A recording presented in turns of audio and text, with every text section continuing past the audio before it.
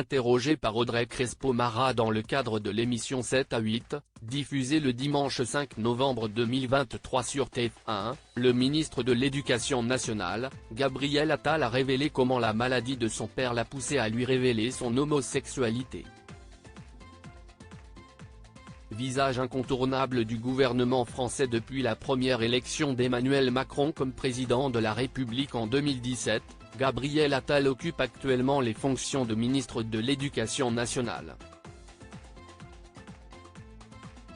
Avant d'être nommé à ce poste lors du dernier remaniement en date, l'ancien petit ami de la chanteuse Joyce Jonathan fut le porte-parole du gouvernement durant le premier quinquennat d'Emmanuel Macron au sein de l'Élysée.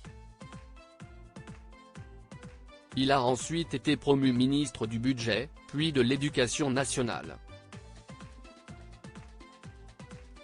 S'il intervient régulièrement sur les plateaux de télévision dans le cadre de ses fonctions depuis 2017, ce n'est pas en tant que membre du gouvernement que Gabriel Attal s'est présenté face à Audrey Crespo-Mara le dimanche 5 novembre 2023.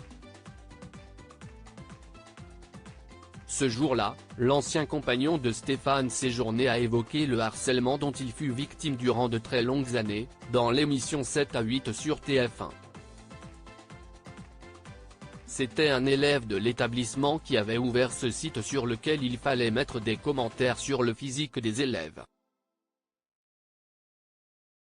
Et moi à cette occasion, j'ai vécu un déferlement d'insultes et d'injures, cela a duré plusieurs mois et ça a été ultra violent, a indiqué le ministre de l'Éducation nationale. Même après son entrée au gouvernement, le harceleur de Gabriel Attal a continué à s'en prendre à lui, en l'attaquant notamment au sujet de son homosexualité. Plus tard au cours de l'interview, l'invité d'Audrey Crespo-Mara a évoqué la mort de son père, décédé suite à un cancer.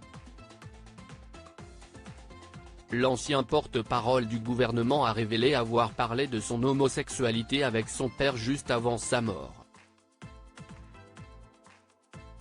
Moi, je m'étais toujours dit, je ne parlerai à mes parents le jour où je serai amoureux, a souligné Gabriel Attal.